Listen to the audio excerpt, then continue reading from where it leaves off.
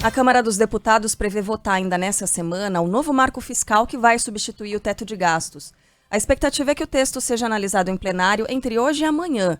O projeto chegou a ser alterado no Senado, mas os deputados devem manter a versão original, essa versão que foi aprovada em maio, né? O Congresso depende do avanço da proposta para votar até o fim do mês a Lei de Diretrizes Orçamentárias do ano que vem. A gente tem mais de Brasília, agora chegando com o Rafael Procópio. A votação das novas regras fiscais será realizada ainda nesta semana. O item pode ir a plenário nesta terça-feira ou então na quarta. A afirmação veio do relator do texto na Câmara, o deputado Cláudio Cajado. Nós fizemos uma reunião com técnicos do governo, com técnicos da consultores legislativos da Câmara dos Deputados e aprofundamos em algumas questões, basicamente no que se refere aí à despesa condicionada, e ficou acertado para que possamos fazer uma nova reunião na manhã às 11 horas. Porém, o presidente Arthur já deixou claro, inclusive também em função do pedido dos líderes, que nós deveríamos votar ou amanhã ou quarta-feira o marco fiscal já com todos os ajustes promovidos. A questão das despesas condicionadas que foi citada é uma emenda ao texto proposta pelo senador Randolfo Rodrigues, que na prática pode dar uma folga no orçamento do ano de 2024 ao governo federal, que pode variar entre 32 e 40 bilhões de reais. As novas regras fiscais são um dos pontos de maior interesse do governo federal e é considerado um item trava-pauta, já que impede a votação de outros temas que tratam do orçamento do próximo ano, como a LDO e a LOA. Ainda hoje, o plenário da Câmara pode votar o projeto que desonera a folha de pagamento dos 17 setores que mais empregam no Brasil. Já aprovado no Senado, a proposta prorroga o benefício que termina no fim do ano até 2027 e pode preservar mais de 9 milhões de postos de trabalho. O texto permite que as empresas substituam a contribuição previdenciária de 20% sobre os salários por uma alíquota de 1% a 4,5% sobre a receita bruta. A matéria está pronta para ser analisada na Comissão de Desenvolvimento Econômico, mas a ideia dos líderes é votar um requerimento de urgência e levá-la direto ao plenário. A gente segue nos assuntos econômicos por aqui, porque no Senado, a Comissão de Constituição e Justiça dá início hoje às audiências públicas para discutir a reforma tributária. É uma terça-feira pesadona. O João Pedro Melo vai trazer mais informações sobre a reforma. Diga, João Pedro. A Comissão de Constituição e Justiça começa hoje, às 2 da tarde, o ciclo de 8 audiências públicas sobre a reforma tributária. O primeiro debate terá a participação de especialistas no tema, com foco no diagnóstico, nos objetivos e nos principais conceitos da proposta. Os requerimentos com as sugestões dos participantes dos debates partiram do relator da matéria, o senador Eduardo Braga, e também de outros vários parlamentares. De acordo com o plano de trabalho aprovado na semana passada, a previsão é de que sejam feitas 8 audiências públicas e que o relatório seja apresentado em 27 de setembro. A expectativa é de que a votação na CCJ ocorra em 4 de outubro. Lembrando, o texto vai passar apenas por essa comissão e depois seguirá para o plenário do Senado Federal. O hacker Walter Delgatti Neto é condenado a 20 anos de prisão por invadir os celulares de autoridades da Lava Jato, incluindo os do ex-juiz Sérgio Moro e do ex-procurador Deltan Dallagnol, e vazar mensagens. A decisão foi tomada pela Justiça Federal em Brasília e ainda cabe recurso. Márcio Rocha. O hacker Walter Delgatti Neto foi condenado a mais de 20 anos de prisão no processo que investiga o vazamento das mensagens dos integrantes da Operação Lava Jato. Na sentença, o juiz Ricardo Augusto Soares, da 10ª Vara Federal do Distrito Federal, afirmou que muitas autoridades foram hackeadas, que a quantidade de vítimas é imensa e que isso poderia render, abre aspas, ocasiões de extorsões. Além disso, o magistrado afirmou que Delgatti é reincidente, já que tem uma longa ficha criminal e possui outros registros penais. O caso foi divulgado pela Operação Spoofing, deflagrada em 2019, quando foram investigadas a invasão e a interceptação de mensagens privadas do então ministro da Justiça, Sérgio Moro, e de outras autoridades. Bom, Delgatti Neto que está aí não vou dizer na crista da onda, porque esse seria um termo positivo, né? Mas está na pauta do dia, né? Graças à invasão do site do CNJ e as tentativas infrutíferas de se invadir também as urnas eletrônicas, supostamente a pedido do ex-presidente Jair Bolsonaro e, ao que tudo indica, por encomenda e pagamento da deputada Carla Zambelli. Esse assunto pode gerar alguma confusão? Porque a pessoa se lembra do escândalo da Vaza Jato, né? Quando o Reinaldo Azevedo, Leandro Demore, além de outros jornalistas, colocaram no ar essas mensagens. Ué, mas então não foi cometida uma ilegalidade pelos jornalistas? Não. O jornalista está na sua função quando torna públicos documentos que têm interesse público, vazamentos que têm interesse público. Ah, mas os vazamentos são criminosos. Sim, os vazamentos são criminosos.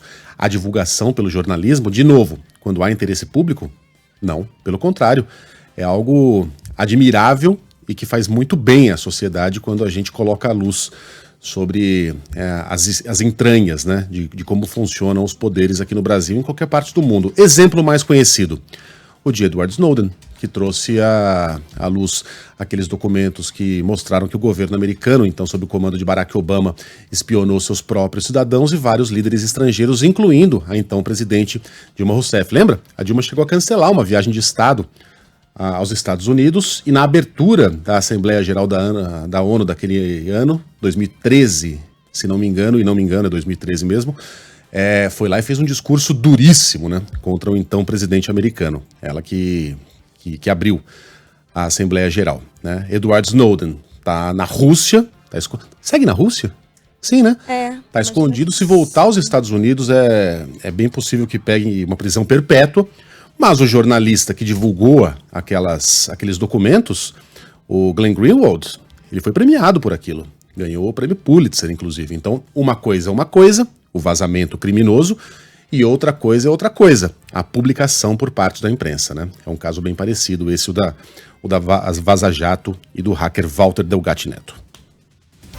A Polícia Federal consegue quebrar a senha e ter acesso aos dados dos 4 celulares apreendidos com o advogado Frederico Wassef, investigado no esquema de venda de joias recebidas por Jair Bolsonaro de autoridades estrangeiras.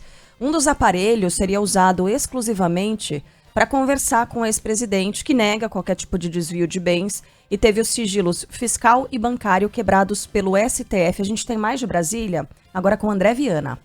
Investigações da Polícia Federal indicam que Jair Bolsonaro era informado da venda de presentes que recebeu de governos estrangeiros enquanto era presidente. Os agentes têm usado softwares para recuperar mensagens em celulares e na nuvem, em servidores remotos, além de um sistema capaz de cruzar informações. O que há de mais moderno está sendo usado para periciar os 4 telefones de Frederico Wassef. Um, em especial, desperta a atenção. O aparelho era usado pelo advogado da família Bolsonaro para se comunicar com o ex-presidente. Foi por meio desse arsenal forense que a PF obteve dados classificados pelos investigadores como comprometedores no celular do tenente-coronel Mauro Cid. Segundo delegados, há mensagens que apontam que Bolsonaro sabia da venda de relógios de luxo e joias. Entre o material obtido está uma foto do certificado de autenticidade de um relógio Patek Philippe enviado a Bolsonaro em novembro de 2021. De acordo com os investigadores, a comprovação de que o produto é legítimo e de edição limitada é o primeiro passo para o comércio de itens de luxo. O relógio, presente do governo do Bahrein, não foi declarado à Receita Federal na chegada ao Brasil e, por isso, não houve operação para recuperá-lo nem ordem para devolução ao patrimônio do Estado. A venda foi a uma loja nos Estados Unidos e o dinheiro pago acabou recolhido pelo pai de Mauro Cid, o general da reserva Lorena Cid. Quando esse investigador entrega o telefone para a Polícia Federal, ele não tem que entregar desbloqueado.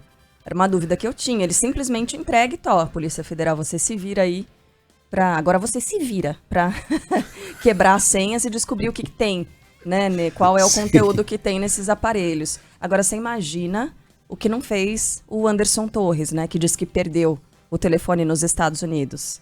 É aquela típica cena de filme, você citou, né, Megali, esses dias, do cara que tira o chip do telefone e joga no rio, né? Foi fora do ar, mas é isso aí. Não, eu acho que você chegou a falar aqui. Falei? Não falou? Eu acho que falou no ar, sim. É aquela a gente coisa tava lá até brincando do na tambor na ponte do Brooklyn, né? Olha para um lado, olha para o outro, pá, e joga o celular longe.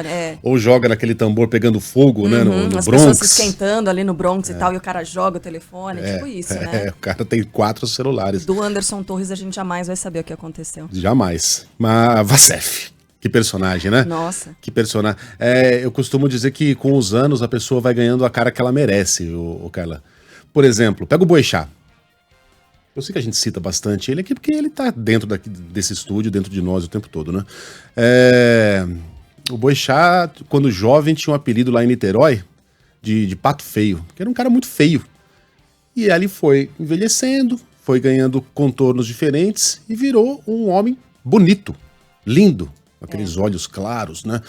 Um homem muito bonito. Foi ganhando a cara que merece. Vacef tem cara de Vacef. Se é que me entendem. Muita coisa vai sair desses arquivos, desses celulares de Frederic Vacef. E para não mudar de assunto, Carla Zambelli, você não morre mais, viu? A gente estava falando disso agora mesmo. A Carla Zambelli, deputada, tornou-se ré por porte ilegal de arma no caso da perseguição a um apoiador. Ah! Lembrei o que eu ia falar do Vacef. Ficou aqui meio de pé quebrado o comentário, lembrei. Se um dia vires Frederic Vacef num restaurante, Carla, saca o celular e deixa ali pronto para filmar. Porque coisa boa vem aí. Vacef e restaurante sempre formam um caldo interessante. Né? Foi lá que ele foi abordado pela polícia para entregar os seus 4 celulares. E foi lá que, certa vez, num restaurante da Asa Sul, né? Lá no Lago, em Brasília. Se eu tô falando endereço errado aqui, me corrijam, tá? Eu não conheço tão bem Brasília. Não, Lago Paranoá sim, mas é na Asa Sul que ficam os restaurantes mais caros, né? Restaurante, deixa eu colocar, vamos fazer a busca. Foi lá que o Vacef foi perseguido por um frequentador do restaurante com uma faca na mão. O cara com uma faca na mão. Lago Sul. Lago Sul. Tem vídeo disso na internet. O cara, seu vagabundo, assediador! Porque o Vacef teria assediado uma mulher no banheiro feminino. Aí, não sei se é o marido, se é um amigo, um colega, o cara foi lá, pegou uma faca daquelas de cortar carne e saiu correndo atrás do Vacef. Tô falando sério, tem vídeo disso na internet, procurem. Mais tarde, o advogado do presidente, era advogado do presidente na época, foi lá de camiseta cinza prestar depoimento, tava brabo pra caramba na delegacia, uma cena dantesca, vergonhosa. Para os restaurantes não é lá uma coisa muito boa, né? Porque a propaganda, por exemplo, esse foi no Chicago Prime, no Lago Sul. Chicago Prime, no Lago Sul, mas fica a zona norte de Brasília, aqui, segundo as informações. É isso aí. Bom, Carla Zambelli tornou-se ré por porte ilegal de arma no caso da perseguição a um apoiador de Lula em São Paulo, um dia antes do segundo turno da eleição presidencial. Conta aí, Thiago Muniz, bom dia. Bom dia, Megali, bom dia a todos. Decisão do STF por 9-2. A deputada Carla Zambelli, ré por porte ilegal de arma um dia antes da eleição do segundo turno no ano passado. Na ocasião, a parlamentar do PL apontou uma pistola em direção ao jornalista Luan Araújo. Ela ainda o perseguiu na saída de um bar em São Paulo. Um dos seguranças de Zambelli chegou a efetuar um disparo, foi preso, mas liberado mediante pagamento de fiança. Além do porte ilegal, a deputada vai responder por constrangimento ilegal com o emprego de arma. A Procuradoria-Geral da República estipulou ainda uma multa de R$100 mil por danos morais a ser paga em caso de condenação da parlamentar. Valeu, Thiago. Ontem também, o ministro do STF, Alexandre de Moraes, arquivou a investigação aberta contra 6 empresários que discutiram o suposto golpe de Estado pelo WhatsApp se Lula fosse eleito. O inquérito tinha sido aberto em agosto do ano passado, depois da revelação das mensagens trocadas pelo grupo pelo portal Metrópolis. Alexandre de Moraes, no entanto, considerou que não foram encontradas provas robustas contra eles que apoiavam a reeleição de Jair Bolsonaro. O arquivamento alcança José Isaac Pérez, Ivan Vrobel, será que é assim? Imagino que sim, José Cury, André Tissot, Marco Aurélio Raimundo e Afrânio Barreira. Por outro lado, o ministro do STF prorrogou por mais 60 dias a investigação aberta contra 2 empresários, Luciano Hang e Meyer Joseph Nicri. O objetivo é apurar o conteúdo dos celulares deles, que estão apreendidos, e um possível vínculo com o ex-presidente Jair Bolsonaro. Esse é um dos assuntos que gerou mais tensão entre Alexandre de Moraes e o PGR Augusto Aras. Porque na época daquela operação, o Procurador-Geral da República entendeu que aquilo não era... não havia ali elementos para investigação, né? Eram empresários, lamentavelmente, discutindo o golpe de Estado, uma coisa deplorável, desprezível, mas que não havia ali necessariamente um crime sendo cometido. Eles estavam lá conjecturando sobre a hipótese de um golpe de Estado. Um deles falou que seria como é que é? Que preferia uma ditadura do que um novo governo Lula, e que as pessoas fazem negócios com a ditadura da Arábia Saudita e, portanto, os negócios continuariam aqui no Brasil e isso não afetaria o business as usual. Deplorável essa visão de mundo, de novo, desprezível, mas não necessariamente um crime estava sendo cometido ali. Havia um entendimento da PGR de que Alexandre de Moraes estava pescando, né, fazendo aquela pescaria. Confisque esses celulares para ver se a gente acha alguma coisa, para ver se a gente consiga que algum peixe morda a isca. Não foi o que aconteceu. Naquela época, Augusto Aras pressionou Alexandre para que arquivasse o caso e Alexandre nunca o fez. Deixou esse caso aí dormitando ali no gabinete do STF, né, como uma espada de Damocles, né, pairando ali sobre as cabeças dos empresários. Não tocava para frente, não arquivava. Agora a gente tem um desfecho nesse caso aí que chama muita atenção na época. Finalmente, Alexandre seguiu o conselho do PGR e colocou na gaveta essa investigação aberta contra os empresários. Bom, o governo federal, já tangenciamos aqui o assunto no início, retira a 123 milhas do sistema de empresas que atuam no setor de turismo. A medida foi tomada após a companhia suspender os pacotes e a emissão de passagens da linha promocional. Detalhes com Pedro Dobal. O cadastro da 123 milhas no sistema de empresas que atuam no setor de turismo é suspenso pelo governo federal. A informação foi confirmada pelo ministro do Turismo durante a agenda na Câmara dos Deputados em Brasília. Segundo Celso Sabino, outras ações já foram adotadas desde o fim de semana após a agência de viagens ter anunciado a suspensão dos pacotes da linha Promo, com embarques marcados entre setembro e dezembro deste ano. Nós estamos também, através do Ministério do Turismo, levantando todos os dados do setor, de companhias que praticam o mesmo modelo de negócios no Brasil. Estamos oficializando também ao Ministério da Fazenda para que essa companhia, já que teve o seu cadastro suspenso, também não faça jus aos benefícios tributários. A Secretaria Nacional do Consumidor afirma que a companhia é obrigada a oferecer o reembolso em dinheiro aos clientes que tiveram viagens canceladas, mas a empresa indicou que os consumidores vão receber um voucher para ser utilizado no próprio site. Logo mais, ali por volta das 8h15, você ouve mais sobre a crise da 123 milhas e os problemas no Booking, com o nosso colunista de turismo, André Coutinho. Agora, destaque do Rio de Janeiro. É inacreditável a gente ter que trazer essa notícia de que mais um adolescente morre vítima de bala perdida no Rio. Dessa vez, o menor de 16 anos foi atingido quando voltava da escola em São Gonçalo. A PM diz que não havia qualquer operação na região. A Luana Bernardes vai trazer mais detalhes. A Polícia Civil investiga a morte de um adolescente de 16 anos atingido por uma bala perdida na tarde de ontem em São Gonçalo, na região metropolitana do Rio. O menor voltava da escola quando foi baleado. Segundo a Polícia Militar, não havia ação na região no momento dos disparos. A corporação disse que foi acionada para socorrer o jovem. De acordo com relatos, os disparos teriam sido realizados durante um assalto a um carro na região. Apenas neste mês, outros 3 menores de idade morreram baleados no Rio. O adolescente Thiago Flauzino, de 13 anos, na Cidade de Deus, na Zona Oeste, e no Morro do Dendê, na Zona Norte, a menina Eloá Passos, de 5 anos, vítima de bala perdida, e o Wendel Eduardo de Almeida, de 17 anos, único considerado suspeito. Bom, não tinha operação sendo realizada, né? Nesse momento, um disparo criminoso que partiu, sabe-se lá de onde. De quem é a responsabilidade nesse caso, né? Porque um adolescente de 16 anos não pode morrer vítima de bala perdida voltando da escola. Isso não pode acontecer. De quem é a responsabilidade? Por que essas armas estão parando nas mãos dos criminosos dessa forma deliberada? Né? Por que é que eles fazem esses disparos e ninguém nem sabe quem é de forma tão comum? Então é nisso que a gente tem que pensar. A responsabilidade é do poder público, é da Secretaria da Segurança Pública, é das forças de segurança. Por que é que essas armas entram no país, não vou dizer com tanta facilidade, mas elas entram em um volume muito, muito grande, por isso elas estão nas mãos dos criminosos. Não basta uma operação localizada no Rio de Janeiro, não basta uma operação localizada no sudeste do país, é uma união das forças de segurança para evitar a entrada dessas armas, né, no Brasil, por meio das fronteiras.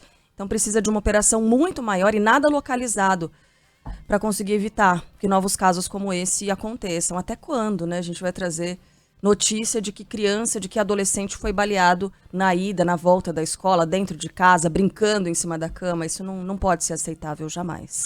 Bom, ainda no Rio de Janeiro, a Polícia Civil tenta identificar o homem que empurrou e matou uma idosa na Tijuca. O caso aconteceu no último domingo e temos detalhes com Gustavo Sleman. A morte de uma idosa de 83 anos que morreu no domingo após ser empurrada na Tijuca, na zona norte do Rio, é investigada pela Polícia Civil. Marília Carvalho foi jogada da calçada da Rua Conde de Bonfim no dia 27 de julho. Ela chegou a ficar internada por cerca de um mês, com diversas lesões e fraturas. Imagens de câmeras de segurança da região registraram o momento em que ela caminhava pela calçada e é empurrada por um homem que vinha na direção contrária. A idosa teve diversas lesões e fraturas. Em nota, a Polícia Civil informou que o caso está sendo investigado pela Delegacia da Tijuca e que diligências estão em andamento. Se você não está vendo as imagens, provavelmente não está, mas talvez já tenha visto em algum lugar, o homem deliberadamente empurra sem nenhuma razão essa senhora. Não havia uma discussão, não havia uma altercação, não havia nada. Ela caminhando numa direção, ele em outra, os dois se encontram. Aliás, nem chegam a se esbarrar nem nada.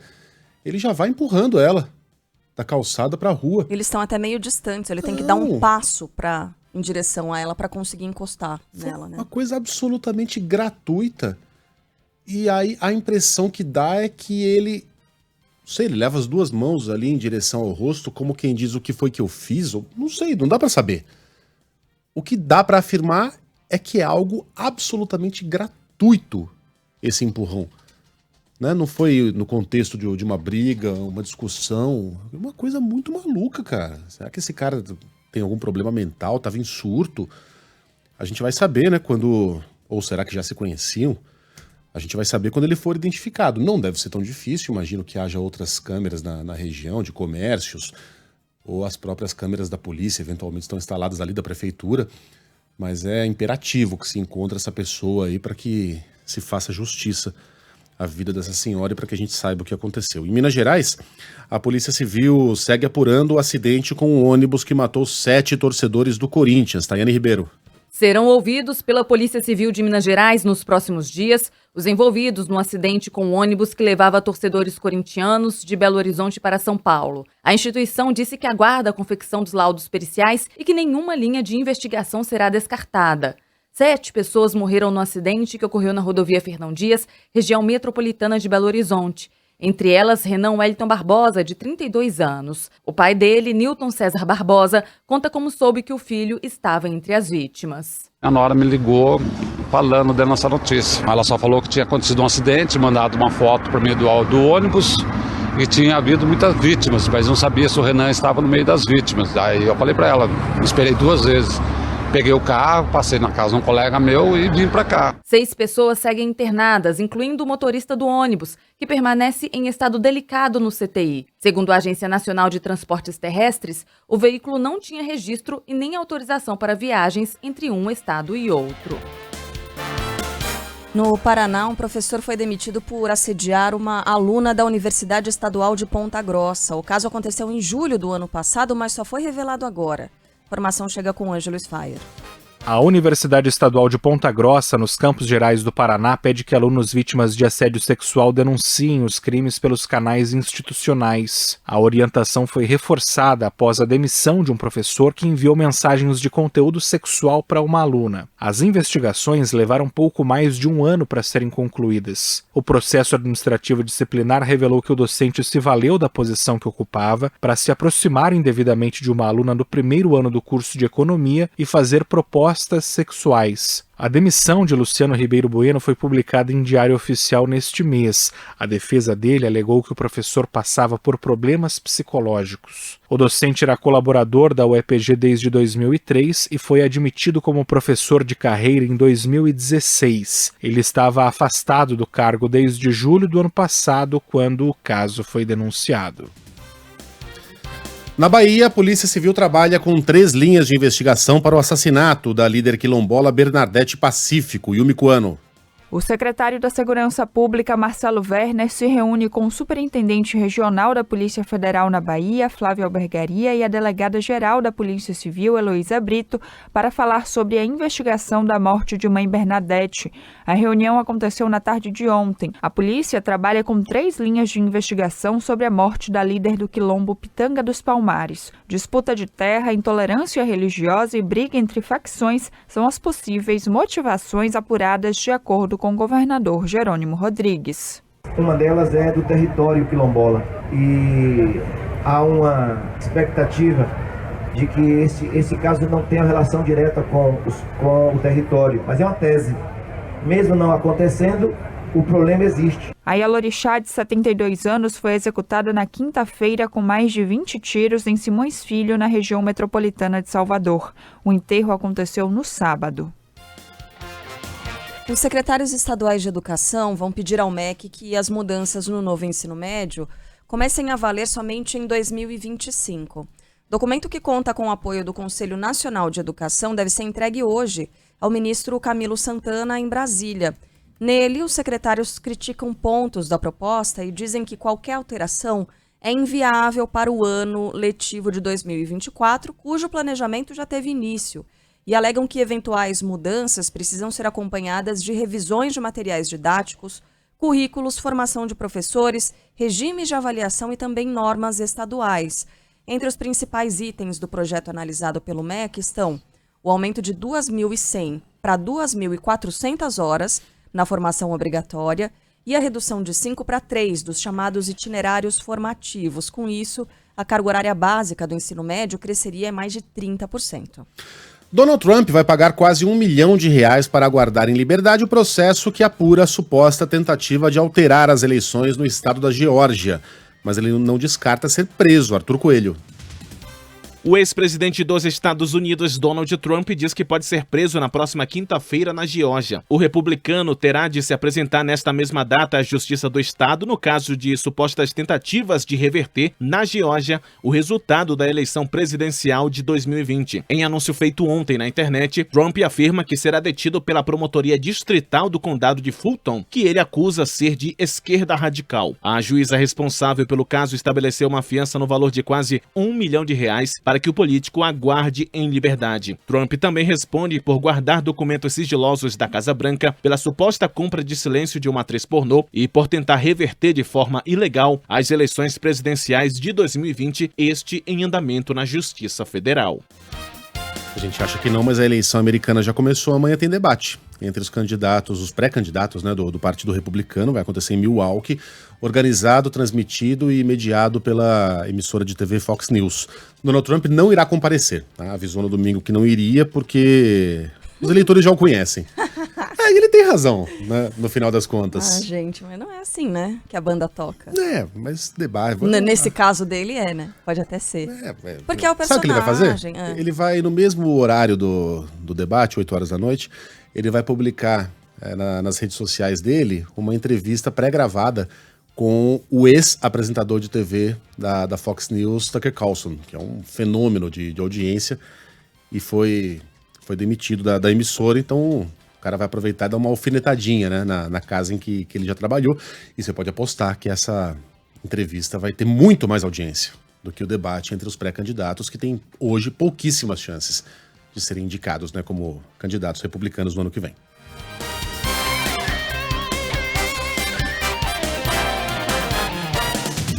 O Grupo Bandeirantes acredita que a solidariedade salva vidas e lança uma campanha de conscientização para doação de órgãos e tecidos, batizada de Doe Órgãos, Doe Vida. Todos os dias, inúmeras pessoas no Brasil aguardam uma segunda chance que só pode vir de um ato de generosidade. Atualmente, o nosso país tem o maior sistema público de transplantes de órgãos do mundo e é o segundo maior transplantador do planeta, atrás apenas dos Estados Unidos. A estrutura é gerenciada pelo Ministério da Saúde, que garante que 90% das cirurgias sejam feitas por meio do SUS e integra as 27 centrais estaduais do país. Em entrevista ao programa Melhor da Noite, que estreou ontem na tela da Band, a ministra Anísia Trindade anunciou o apoio do Ministério da Saúde a essa campanha aqui da Band, né, pela doação de órgãos. Anísia Trindade defendeu a conscientização das famílias quanto ao respeito, né, ao desejo dos entes que optaram pela doação de órgãos, uma vez que, pela legislação, cabe aos parentes a palavra final. Sempre é uma informação importante, sempre uma manifestação da vontade, né, da cidadã, do cidadão, mas a palavra realmente autorizada é a palavra da família, né? Portanto, é importante essa campanha que a Band né, está iniciando e que conta com todo o apoio do Ministério da Saúde, porque também é nossa intenção sensibilizar a sociedade para esse tema. O debate sobre doação de órgãos ganhou destaque, né, depois do Hospital Albert Einstein divulgar que o apresentador Fausto Silva entrou na fila do transplante organizada pelo SUS em tratamento cardíaco e em diálise. Ele precisa de um novo coração. A ministra Anísia Trindade reforçou que apenas um doador pode salvar menos 8 vidas. Isso varia muito em relação à condição que os órgãos estão, mas em média pode-se dizer que um doador pode salvar 8 vidas e que é de fato uma ação de solidariedade, de visão do próximo, doar órgãos. Mais informações sobre a campanha Doe Órgãos, Doe Vida, de conscientização para doação de órgãos e tecidos, estão no site band.com.br, é band.ol.com.br, mas se você colocar só band.com.br é direcionado, né, automaticamente para lá ou para cá, para o nosso site. E se tiver dúvidas ainda, basta ligar para o Disque Saúde, é o número 136, ou então acessar, né, todos os canais do Ministério da Saúde, do governo federal. Neymar, o novo contratado do Al Hilal, tem 2 lesões e não deve estar recuperado para os jogos da seleção brasileira pelas eliminatórias da Copa de 2026. Maurício Ferreira. O brasileiro Neymar deve demorar cerca de 4 semanas para se recuperar de lesões no quadríceps direito. A informação foi obtida com exclusividade pelo comentarista da Band News FM do Rio de Janeiro, Antônio Duarte. O laudo médico do atacante do Al Hilal, da Arábia Saudita, indica que uma das lesões deve ser resolvida até o final da semana. Já uma segunda lesão, próxima ao tendão, apresenta uma estimativa de recuperação de 4 semanas desde o dia da apresentação de Neymar ao clube saudita, no último sábado, dia 19 de agosto. Por esse prazo, o craque brasileiro ficaria fora dos jogos da seleção contra Bolívia e Peru no início de setembro pelas eliminatórias da Copa do Mundo. Neymar será reavaliado dia a dia e um novo exame será realizado nesta quinta-feira. Que coisa, hein? Diga. Não? Não tenho nada a dizer. O cara tá machucado, vou falar o quê? Eu só tenho a impressão que o Neymar vai passar mais tempo no Brasil do que na Arábia Saudita. Né? Vai passar mais tempo se recuperando de contusões aqui, fazendo exercício de dia e badalando de noite, usando botinha, do que jogando na Arábia Saudita. Tenho a impressão. Espero estar errado. Uhum. Espero ver grandes espetáculos do Neymar pelo Al Hilal. Mas ontem, quando a gente citou aqui, né, a chegada do Neymar, aquela grande festa, mas a não participação dele em campo, eu falei, se você achava que o estoque de decepções do Neymar já estava completo, não, vai mais uma aí. Aí eu não me lembro o nome da pessoa, eu peço até desculpas, que escreveu pra cá dizendo, Carla, o que você tá dizendo? Quer dizer então que você tá culpando o Neymar pela lesão dele? Não, eu estou dizendo que eu fiquei decepcionada porque eu esperava que o Neymar entrasse em campo. E a gente tá exibindo o sauditão na tela da Band, a gente espera, a gente conta com a participação dele. E todo mundo quer ver o Neymar jogando, né? Agora, eu imagino que nem o Fernando Diniz soubesse que ele está contundido, que ele está lesionado, porque ele foi convocado. Então, né, é esse tipo de decepção que eu tô dizendo. Eu queria ver o cara jogando e ele não vai jogar. Posso dar uma viajada aqui? Tá à vontade. O Neymar, mas é uma viajada embasada, tá? Tá. Você sabe que Sempre. Você sabe que a Aninha é psicóloga. Uhum. Então ela é uma estudiosa da mente humana. E ela tava falando de uma conhecida, uma época, faz muito tempo, que somatizava tudo, né? Ficava doente ali, você já sabia porque ela tava numa fase ruim, e vinha uma herpes. Tudo tinha a ver com a cabeça. Até o dia que ela quebrou a perna, pisou num buraco, quebrou a perna, usou botinha, ficou usando botinha. E a Ana fala assim, lá, de novo, a cabeça. Eu falei, mas como assim a cabeça? Ela quebrou a perna. Não é que ela teve um problema no fígado, ela quebrou a perna. Ela falou, a cabeça ela encontra os caminhos, né, para que o corpo pague. Então, o Neymar tem culpa por se machucar tanto? Conscientemente, óbvio que não, ninguém se machuca de propósito. Mas você já notou que ele tá sempre machucado no carnaval? A direção do PSG já. Sempre. Pode procurar o histórico dele aí. Todo carnaval, assim, 9 em 10. O Neymar tá machucado e vem ao Brasil fazer tratamento, não participa dos jogos do PSG. Então, a cabeça encontra os seus meios. Dessa vez o Neymar não vai participar, não participou já do jogo de inauguração dele, né, no Sauditão, e vai deixar a seleção na mão nessas 2 primeiras partidas. Bom, é uma terça-feira de muita emoção, né, para torcedores do Inter, por exemplo. O Inter começa a brigar hoje por uma vaga nas semifinais da Libertadores. O destaque chegando do sul do país, não vai ser, né, no Rio Grande do Sul essa partida, mas o Juan Romero tem mais informações. Fala, Juan. O Internacional já está na Bolívia, onde joga hoje às 7 da noite contra o Bolívar pelo jogo de ida das quartas de final da Copa Libertadores. O clube está em Santa Cruz de la Sierra, onde a altitude é de 400 metros acima do nível do mar, e se desloca ainda nessa manhã para La Paz, onde a altitude supera os 3.700 metros. Isto que é uma das maiores inimigas dos clubes que jogam contra o Bolívar. O técnico Eduardo Cudê já está com o time praticamente pronto, repetindo o que jogou no Beira-Rio contra o River Plate, mas com uma estratégia física diferente por conta das condições causadas pela altitude. Bom, pela Sul-Americana, o Corinthians encara o Estudiantes. Fala aí, Bruno Camarão. O Corinthians não contará mais uma vez com o lateral direito Fagner. Em tratamento de uma lesão na panturrilha esquerda, o atleta está fora da partida desta terça-feira às 9h30 da noite contra o Estudiantes na Neoquímica Arena. Será o primeiro duelo das quartas de final da Copa Sul-Americana, com transmissão da Band News FM. Fagner já havia sido desfalque no empate por 1-1 contra o Cruzeiro em Belo Horizonte no último sábado. O zagueiro uruguaio Bruno Mendes deve ser improvisado no setor mais uma vez. Cássio, Bruno Gil ou Lucas Veríssimo, Murilo e Fábio Santos ou Bidu, Gabriel Moscardo, Maicon e Renato Augusto, Rojas, Wesley e Yuri Alberto é o provável 11 inicial do técnico Vanderlei Luxemburgo.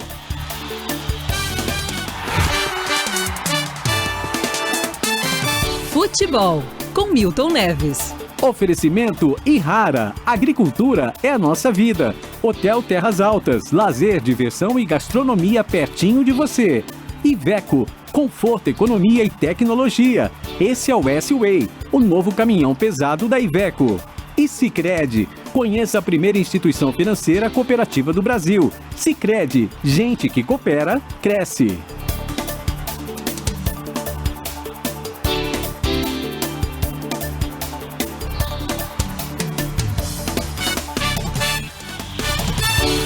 Falou do Neymar, Falei. Carnaval, Neymar, Carnaval. Sheila Magalhães, Corinthians em campo, sem voz. Não tô dizendo nada, não. Muito tá? conveniente, né? Muito conveniente hoje, Sheila. Vamos ver se ela aparece amanhã. Fala, Milton, bom dia. Bom dia, Megali. Lá no Rio de Janeiro, o Marcelo, lateral esquerdo, o time do Fluminense está querendo reverter a punição para não desfalcar o Fluminense na Libertadores da América. Não tem chance. Ele não teve nenhuma má intenção de quebrar o cara, mas quebrou, entendeu? Então, eu tenho certeza que a Conmebol vai dar nota 0 para esse recurso do time do Fluminense. Enquanto isso, o Dudu e o menino, esse menino é bom de bola, hein? No time do Palmeiras, eles estão já preparando, né? Estavam meio fora e tal, mas no próximo jogo do Palmeiras, na Libertadores da América. E os titulares do Palmeiras treinaram ontem, muita gente foi lá ver, porque o Palmeiras é sério candidato ao título de campeão brasileiro. Mas o maior favorito, sem dúvida alguma, é o Botafogo de Futebol e Regatas. Então é isso aí, umas rápidas pinceladas, mas lembrando que o Atlético Paranaense empatou. Estava ganhando de 1-0 lá em Goiânia, mas o jogo acabou. Goiás 1, Atlético, lá de Curitiba, Europeia, capital do Paraná, também um empatezinho. E vamos que vamos, um abraço e até amanhã.